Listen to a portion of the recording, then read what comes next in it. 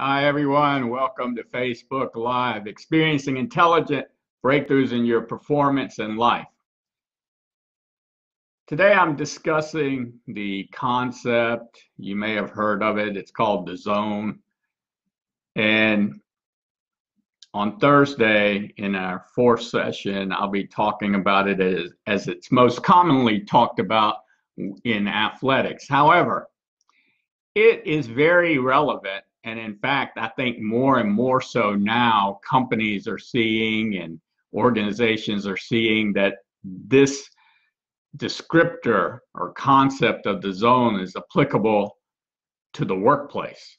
We've known that for a long time, but the workplace really didn't function or work that way until recently, when more people are being more health conscious. And not only that, but employers are looking for solutions because they need their employees to have the capacity to do the work. And a lot of times that capacity isn't there, not because the learning or the training or education, the enjoyment, the fun, etc., is not there.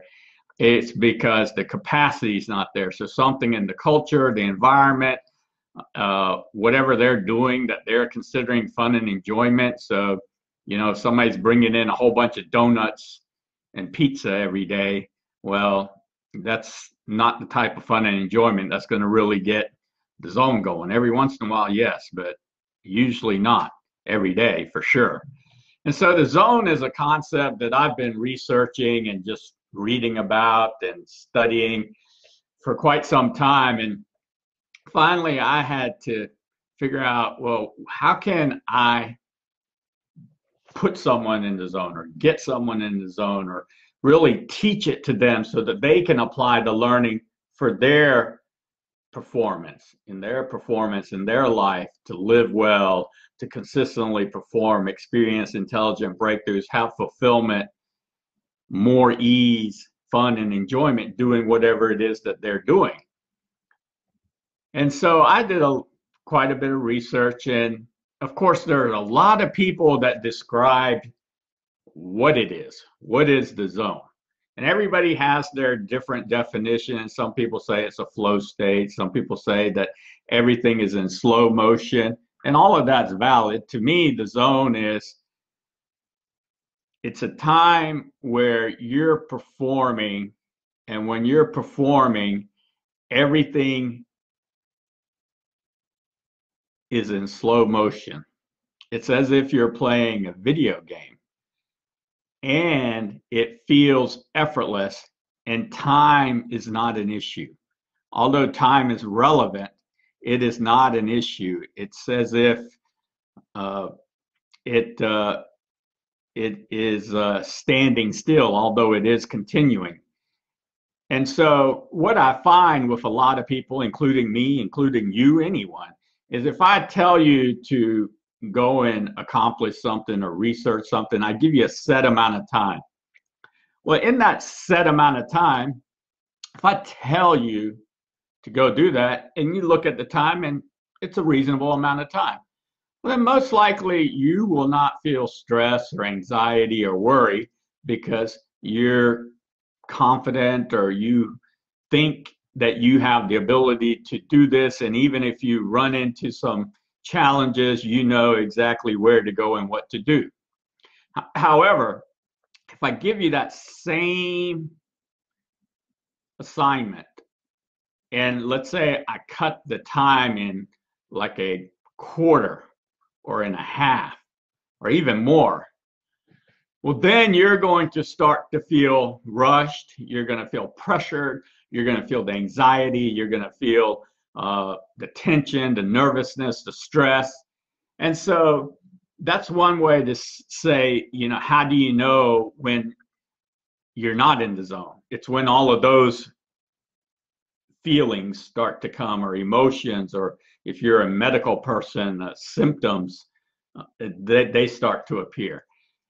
And so, like I said, I've seen so many organizations and read so many things about the zone and describing the zone, but nobody really knew how to put me in the zone or or how to get me in the zone, whichever phrase resonates with you.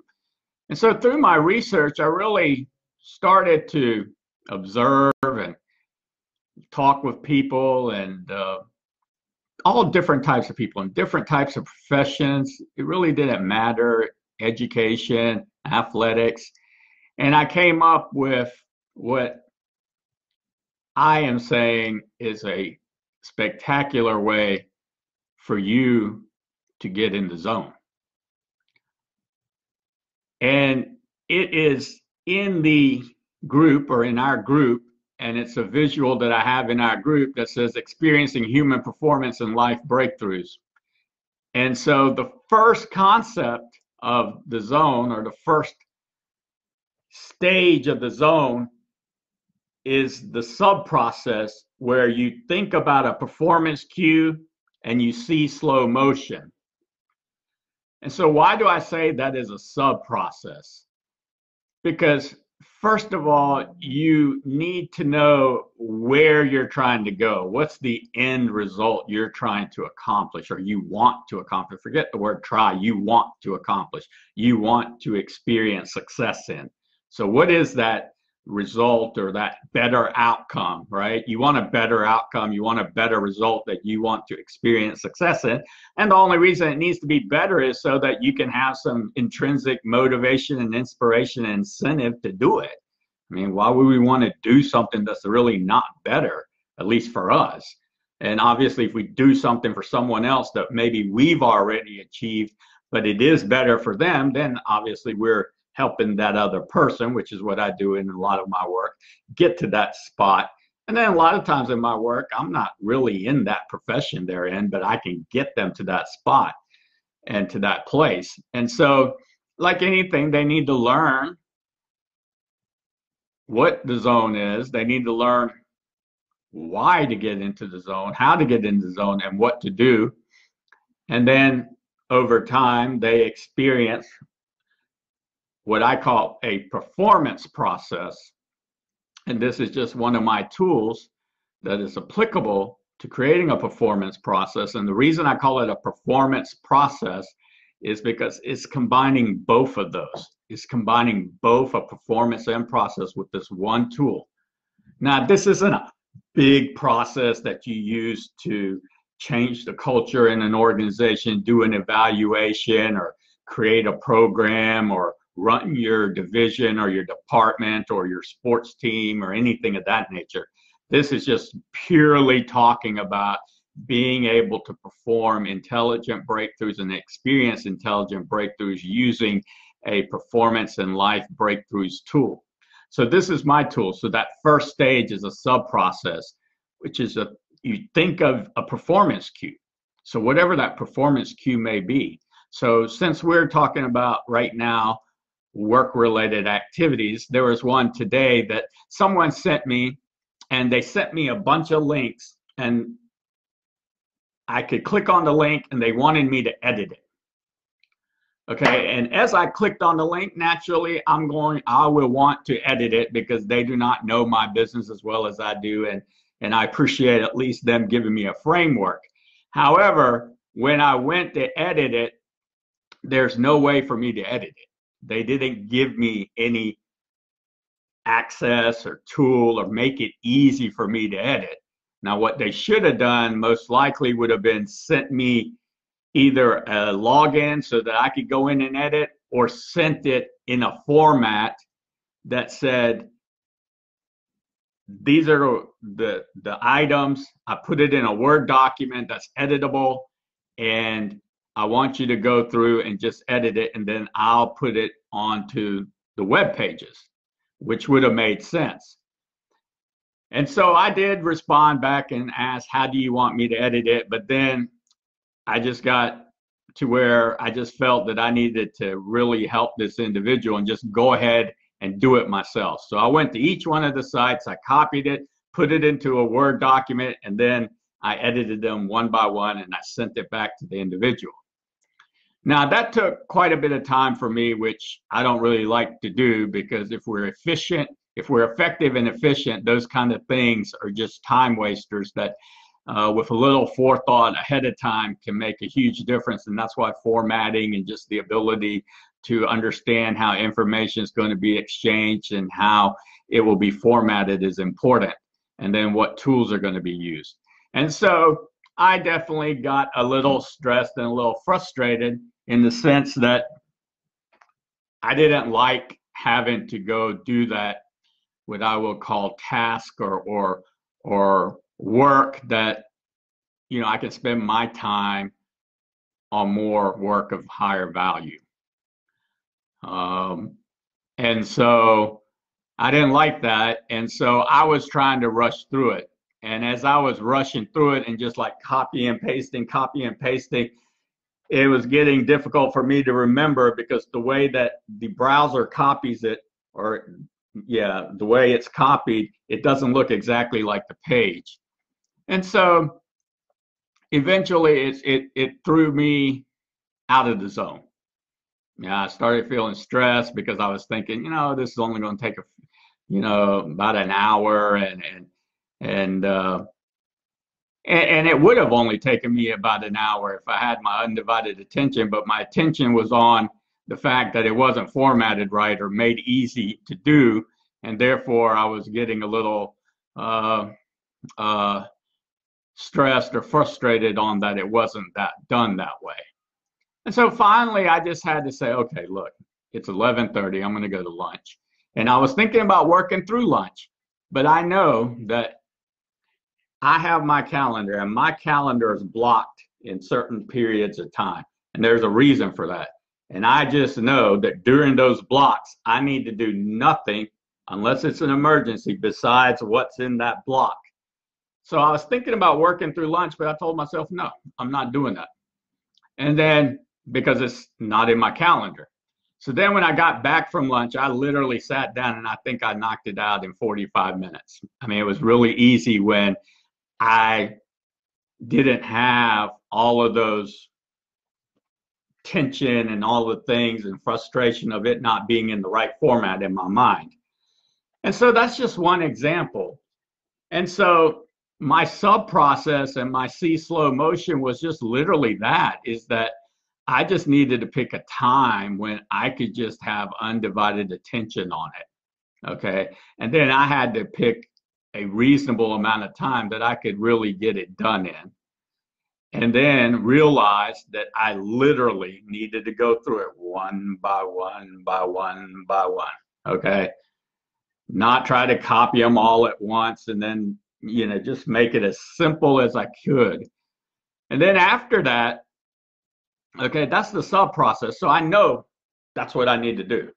So now all that's in the back of my mind. That's, in the sub process of my mind.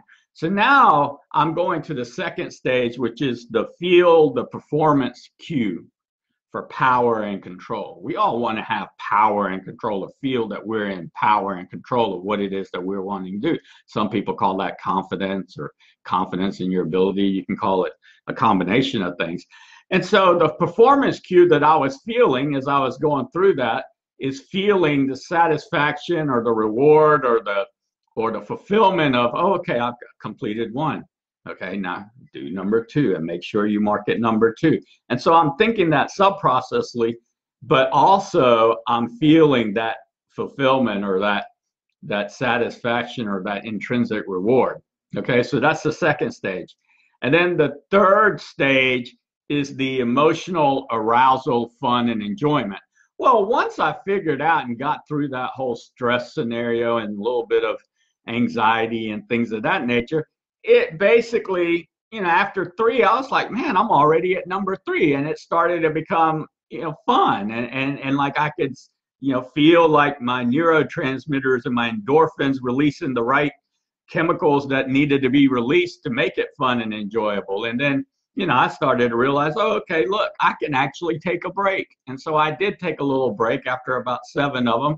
And then I finished the next 5 because I knew what the pattern was and I knew how to do it. And I knew that, I'm not actually, by taking a break, it actually helped me because it's just tedious work to be able to copy all of that and to be that focused for that long of a time. It's pretty tough for anyone to do. And so that's the third zone is emotional arousal, fun, and enjoyment. And then the fourth zone is physical movement. Now, obviously, sitting at a desk is you do have physical movement. However, it's not a lot of physical movement. But what I'm talking about is just things that you might be working on that you don't really think about that much, like your posture or how you are presenting yourself as you're doing your work, things of that nature that a lot of people really don't focus on because they think, well, nobody's watching and I'm just doing my work. What's the issue, right? Well, the thing is that as you do start doing that and work on your presentation skills, how you present yourself and the way you make others feel, because by doing that, you're working on your presentation skills without even working on putting a presentation together. That's number one. Number two, you're realizing that, if someone does walk in the room and look at you, they're going to get a certain sense or feeling of, approaching you, not to approach you, whatever, and just, make a determination, right or wrong, of, what exactly your mindset is currently. What are you experiencing currently? And so you all know that that's my number one presentation skills tip, is that whatever you do, just be conscious of, have consciousness of how you're presenting yourself and making someone else feel, including yourself. And when you start to do that, you really start to realize the importance in how you presenting yourself and the way you're making yourself feel while doing it is affecting you and the other person. And that's really, really insightful. And you do that just every time you interact with someone. You make food and put it on the table and tell someone to come eat anything. I mean, it's just that valuable. It has a lot of value. So getting back to these 4 stages, you have these 4 stages, right? Well, the thing is that these 4 stages, although I've laid them out in the graph left to right, because obviously you have to start, or you need to start with the think and see slow motion.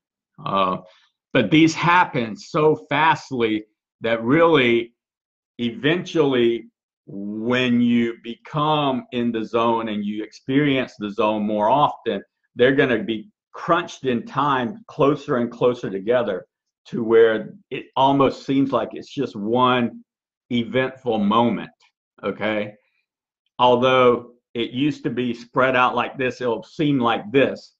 And then that's when you're using all of those items in your mind, and you may even want to put the graph, those items vertically, but you'll be able to go in the order that's needed, okay? Right now, it's just in that one order, and it's easier to explain when I'm talking with you on a specific situation and understanding what you're experiencing during that situation.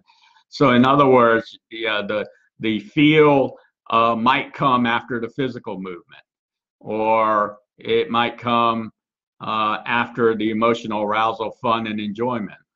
But usually the feel will come where it's located on the graph, and that's the reason it's in the graph. And so this is one of the tools, one of my main tools actually, that I use. And I call it a performance process because you just keep using this tool over and over and over. And then what happens is, as you start to experience the zone, or you start to experience performance breakthroughs or even improvement, you come back and you have now learned, okay, that, okay, I've got this performance cue in my skill set, okay? However, for me to experience another intelligent breakthrough, it's got to become sort of part of my being, and I need to experience another performance cue to get me to that next intelligent breakthrough. And so that's why I call this a performance process, because you are experiencing not only the performance, but then also the process, in the sense that over time, you'll come back and you'll use this same tool, but you'll be inserting new items in these areas because you've mastered the other items and they become a part of your consciousness, your being, your mood and subconscious, whatever you want to call that. Okay. And so this is just a high value tool that I use. And you can see this in every day in life. The challenge is that for whatever reason in the workplace, this isn't being used as much, and it needs to be. And the reason is because exactly what I just told you earlier when I started, and that is you will have more capacity to perform. And as you're performing, you will live well, consistently performing, experiencing intelligent breakthroughs with fulfillment, more ease, fun, and enjoyment. And of course, everybody wants that. Nobody at work wants to be there and not do very good or excellent. No, they all want to. We know that. It's just that are you giving them the tools that they need?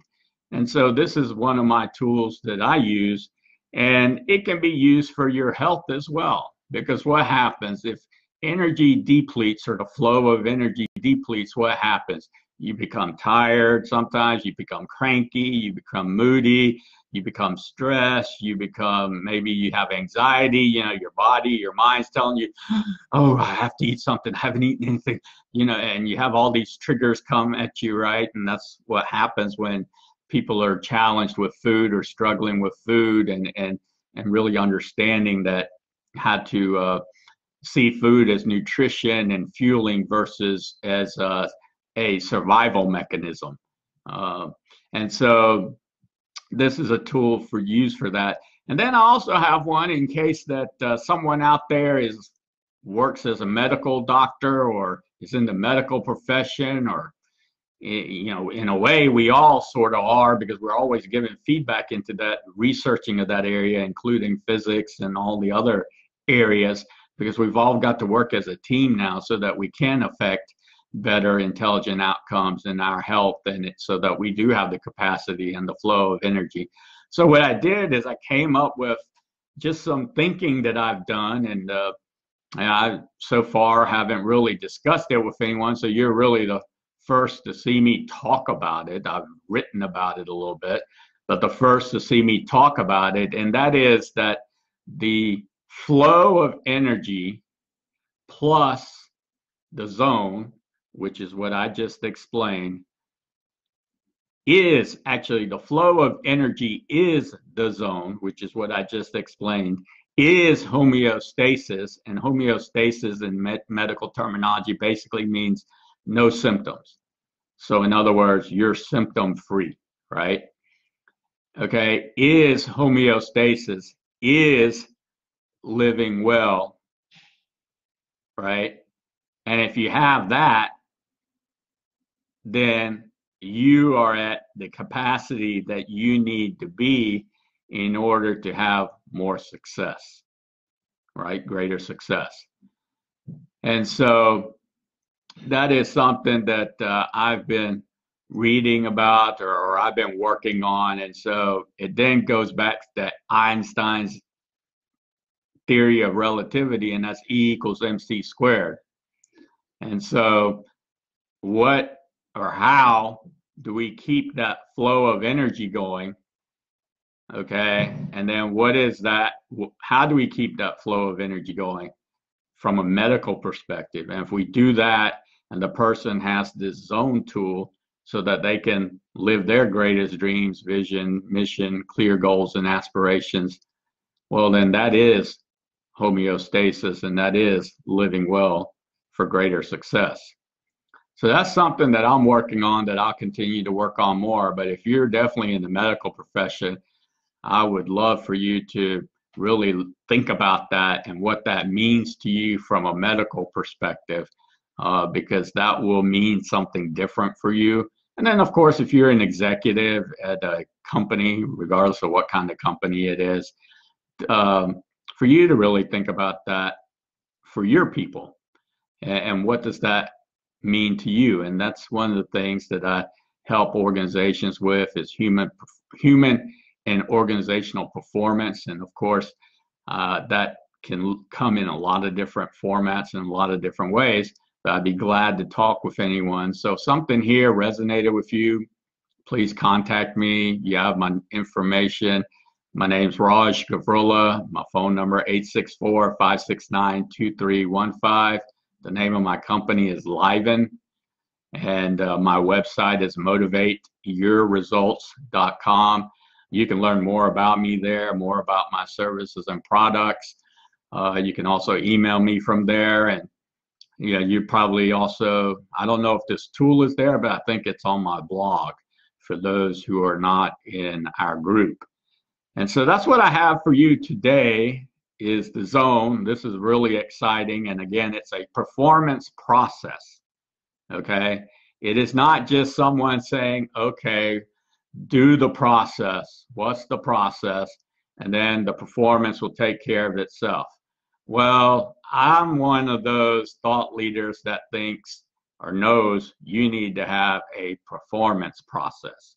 So you need to know what's the performance you're looking for, and then what's the process, and then there needs to be bi-directional flow there via evaluation and being able to continually add new learning, new knowledge, and most importantly, the application of that learning, however that learning is done, and applying it to what your clear goals and aspirations are. So I'll be back at 4 o'clock, and I'll be talking about this tool again at 4, but towards experiencing innovation and entrepreneurial leadership. I do hope you all have a meaningful trigger this evening. I know what my meaningful trigger is. We've got a new soccer season started, so I will be reffing tonight, and it's pretty amazing what I have to keep in mind, because it is very competitive out there. I mean, obviously these aren't World Cup soccer players. The World Cup is going on now, and there aren't any professional players out there, at least that are current professional players. But what I have to keep in mind is that these individuals, this is their World Cup. It really is. This really is their World Cup. And so that's why it's so competitive out there. And that's why, as a ref, I need to keep that in mind, so that I call the best game that I call, and that the players, can decide who won, and do so in a fashion where they're playing really clean soccer, and they're having this amazing experience doing so, and they're having fulfillment. And then, of course, the more ease, team that plays better intelligent soccer team is going to win, and then have fun and enjoyment. So that's really my responsibility out there, and make sure everybody leaves away just safe, and again, having experienced that feeling like they just played in a World Cup game.